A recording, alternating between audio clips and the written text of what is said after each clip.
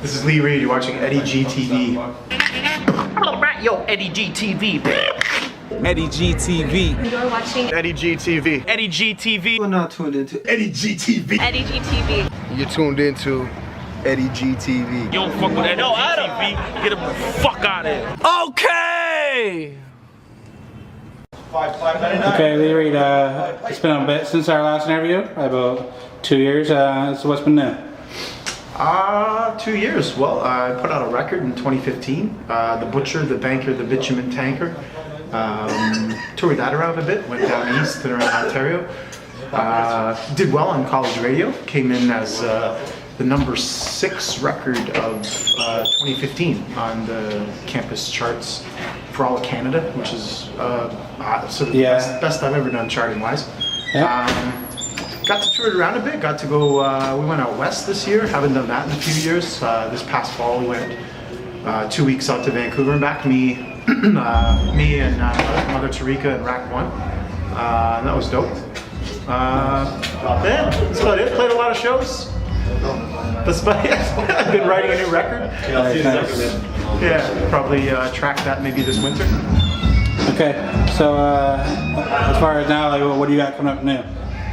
What do I got coming up new? I've been working on a new record. I hope to track it in the winter of this year and then maybe put it out in the summer or the fall, it looks like. Yeah. Okay. So how do you feel about this show right here? I've seen some good names on the bill. How do you feel about this Dwight show Stock right 2. Dwight Stock 2 tonight in Hamilton. I'm pumped to be on the bill. It's a cause that I'm very supportive of. I don't know if people are aware of Dwight's story, but he was one of sort of 25 people from the downtown that was over targeted by the Hamilton Police Service's action team. They've been gentrifying the downtown, and the action team has kind of acted like a frontline soldiers for that. So that stuff really ticks me off, you know. And I'm happy to be part of the bill. I'm happy to be kicking down for Dwight and raising a bit of ruckus around the issues of gentrification in downtown Hamilton. Awesome. Yeah. Always very political. What do you feel about Trump getting in office? I think here in Canada, we better watch it or we're going to get a Trump too. You give people shit options over and over again, time in and time out, and this is the kind of shit that happens. We keep lesser evil voting. It's like a glass of juice, and we're allowing a bit of crap to get through, and eventually one day you're going to wake up and the whole glass is going to be full of crap, and that's what we got right now. The only comment you can really say about the Trump election is that Trump versus Hillary Clinton was the worst absolute choice in American politics, and that's where we're at now. You know, it wasn't really a choice. The choice was, you know, a kick in the balls or a punch in the teeth. You know, it's not even an option. And I think that the election of Trump, part of that has to do with people's disenfranchisement with the entire process. And I think they ran Hillary, and that's what they got, was they got anything but, because people would have voted for a rock if they could have. People would have voted for a lump of shit over Hillary Clinton. And so I think, you know, there's a lot to be said about it. There's all kinds of different angles, but the thing that ticks me off the most is that Democrats are now spending all this time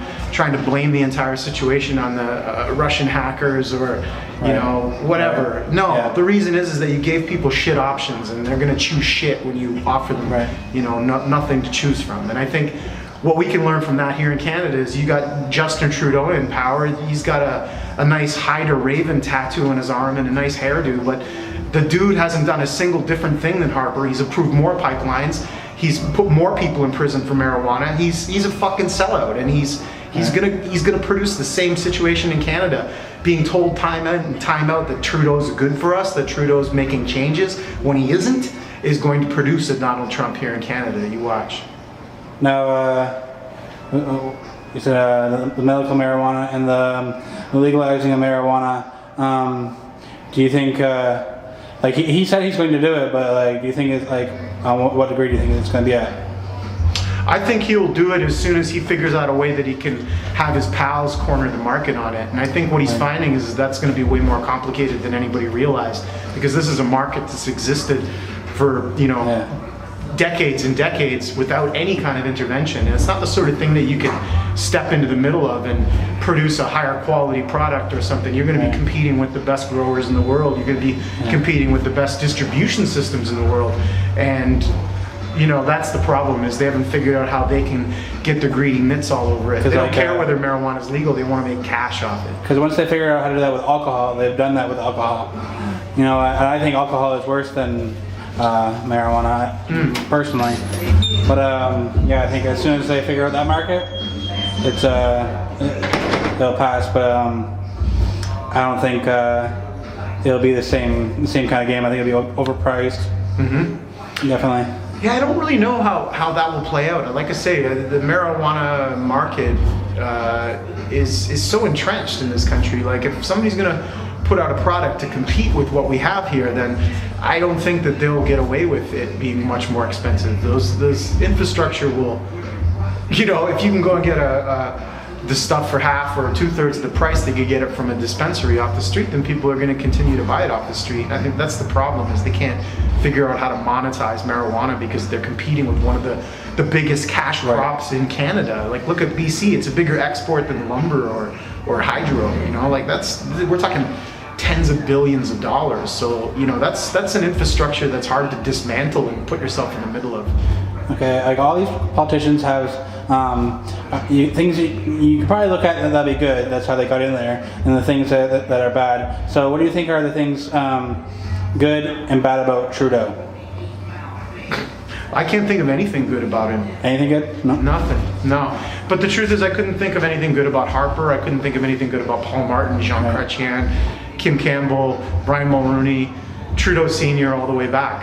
For me, the problem. Is there any politicians that you feel like have things you like about, even like states politicians or anything? Not really. I think that I would have been interested to see Bernie Sanders run against Trump. I would have too, yes. And trounce him. Yes. I would have been interested to see what exactly from his platform he could have actually done. But here in Canada, no. They're all colonial capitalists. They're all working for Bay Street. They're all working for Calgary. They're all working for petrol. They're all working for mining firms.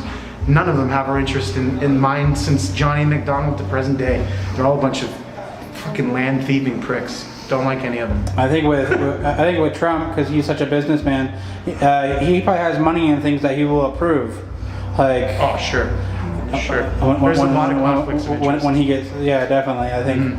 And do you think like that right there? Do you think like do you think he'll get impeached or?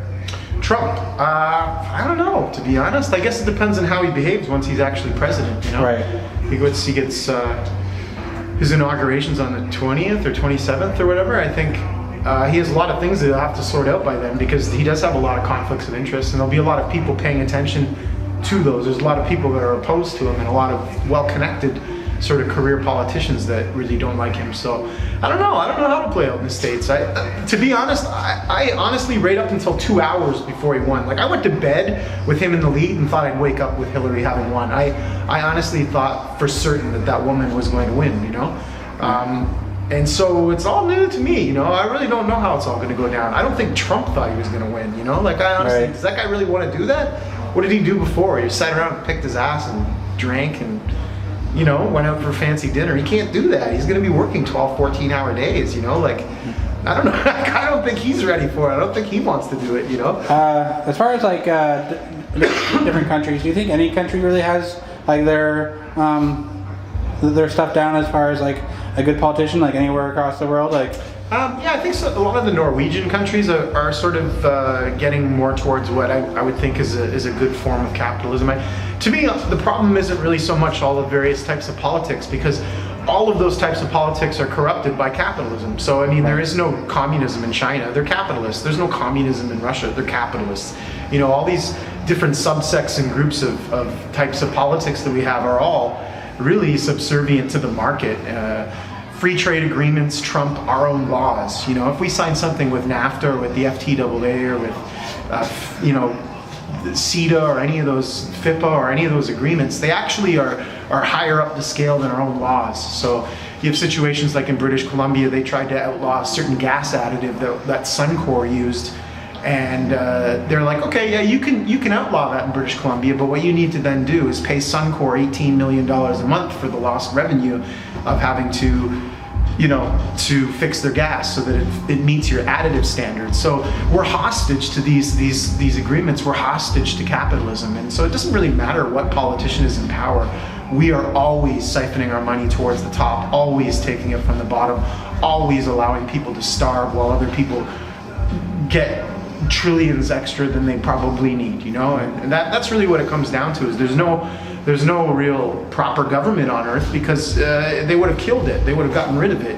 Cuba's a good example of a country that, if they had been left alone, they would have thrived. But not only did we not trade with them, we embargoed them, we crippled them, we made it impossible for them to get ahead, and they still did not take part in the market.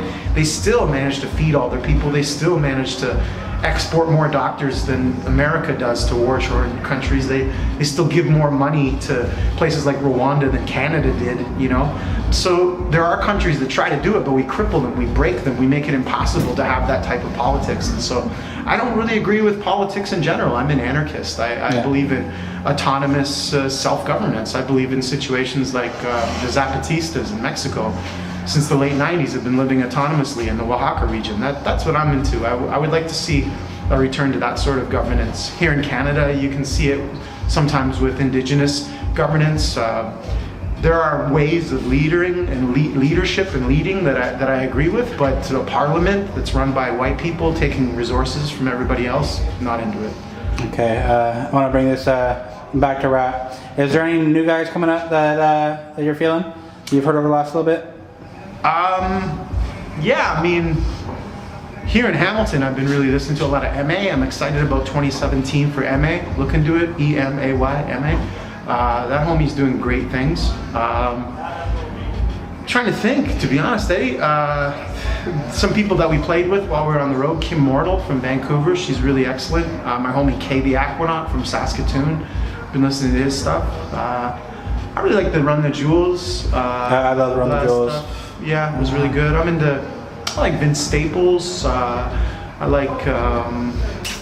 I did like the Chance the Rapper and Childish Gambino albums that came out, the Gambino album that came out, but it's not really my thing, but I like it. I like Kendrick, I like J. Cole. A lot of the new stuff that everybody's listening to, I think is actually okay, But exciting new shit that nobody's really heard of, not so much. Savage Fam from the States, I'm really into them the last while, and an MC named Alas, which is also a member of Savage Fam, she's ill. Got to play with them, but otherwise, no, I've been making a lot of music, but I haven't been listening to it. So what is it that draws you to people? Music-wise? Yeah. Authenticity for the most part. When you get the sense that they're doing and they're about what they're talking about, I really like that, especially when you're doing political hip-hop, like we do, you can meet some great people in that world. You can meet some real posers too, but you can meet some fantastic people, and to me that's a really big part of making that type of hip hop, is making sure that you're giving back to the community, that you are using your weapons, your words as weapons for their fight, so there's not enough of that. Okay. And I think a big problem right now is a lot of people want to rap to be cool, and they don't look at the future. They put so much time in it of trying to be cool, but they don't look at how they're going to market themselves, and how they're going to build. Do you agree? Like, a lot of people are just rapping to rap, or do you think a lot of people are looking at the bigger picture? Yeah, I mean, I guess among young people it is. I'm old, so I'm not around that a whole lot. But I guess everybody and his brother kind of raps now, right? I don't know. I guess for me, with a lot of young rappers, what I wish I could see is more time spent honing the craft. Right. The output is sometimes a little too much, I think, in too short a time period. People need to sort of take their time more with their writing and recording and stage performance, especially. I've seen so many sloppy shows in the last few years. It's like shows are an afterthought now, where I think you really, one of your best selling features, I think, you got to have a good show. If you're going to show up to some town, you know, it can't be crap. You got to be good. You know, you got to impress people, so that they'll come and see you again, or they'll buy your CD, or you'll get booked again. And I think that a lot of people fall short of that, of having a great show. People can pull a show off. Lots of people can, but to have a great show, I think, is a rarity in hip hop. Unfortunately, I wish more people put time into that craft. Well, one thing I think, I don't know if you agree, but I think a lot of people are just putting out too much content all the time. I've dedicated to every Tuesday now, so I'm not going to be putting out a video on Monday just because, right? I want people to come to the channel on Tuesday to check it out. And I find if you start putting out all the time, it's not important anymore. Well, I can go check out IGTV at any time, Right. like. And I know that some people put out seasonal albums. Some people put out every December. Right. Some people, like, do you think that's a good method, or do you think how some people just put out all the time? I guess it just really depends on how well you're doing. You know, you got to know your audience. If you've tens of thousands of fans that are logging in to check on what's up, then you can get away with doing it all the time, I suppose. For me, I'd put out a record about once every 2 years, you know, Yeah. and I sometimes, you know, we refine the live show, we make the live show different, we'll end up doing songs that don't even go on a record or get recorded. Right. I spend a lot more time on my shows, I think, probably than I do on recordings. But as far as reaching out with social media, I'm not a good guy to ask. I just kind of do it whenever, and you know, I'm out angry online, and I just get crabby, and I just rant, you know. But it's kind of like that's me, you know. So that's what I do. I don't think I really promote a lot of music online. I could do a better job of promoting my music. I think that's what people draws people to you, though, because you're you. They Yeah, that's right, right? Yeah. They know that. They're like, if they see you all over that, they're like, something's different here, you know? Yeah. Right? Yeah. So, you got any last things to say before we wrap this up? No, man, it's nice talking to you. Haven't seen you in a while. But no, I got nothing to report. 2017, hopefully you'll see a Lee Reed record later in the year. And yeah, good to see y'all. All right, awesome. Peace.